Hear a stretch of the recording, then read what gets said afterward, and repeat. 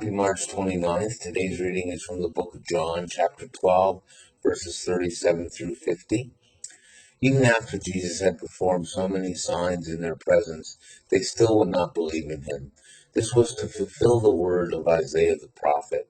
Lord, who has believed our message, and to whom has the arm of the Lord been revealed?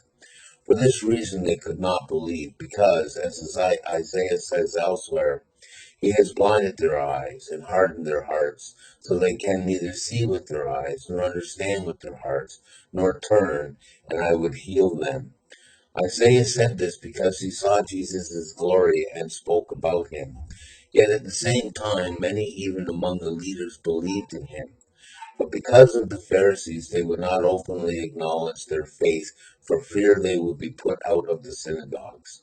For they loved human praise more than the praise of God.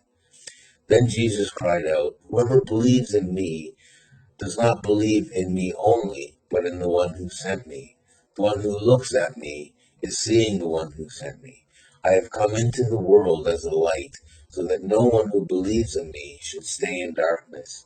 If anyone hears my words but does not keep them, I do not judge that person. For I did not come to judge the world, but to save the world. There is a judge for the one who rejects me and does not accept my words. The very words I have spoken will condemn them at the last day. For I did not speak on my own, but the Father who sent me commanded me to say all that I have spoken. I know that his command leads to eternal life, so whatever I say is just what the Father has told me to say." The word of the Lord. Belief and unbelief among the Jews. Here, even after Jesus performing all these great miracles and signs, so many still would not believe. And for the ones that did believe, would not acknowledge it in fear of being killed, a fear of being judged. And we can only imagine like how they would fear being judged or of being killed when after all these immaculate signs showing that in believing in God the Father, when the last day comes, if you're believing in God, you have eternal life. If you don't, that you will be condemned. And even at the same time, among the leaders that did believe and had faith, but because of the Pharisees, they wouldn't openly acknowledge their faith in fear that they would be put out of the synagogue. Can you imagine wanting and loving more praise from humans than love and praise from God? It's amazing what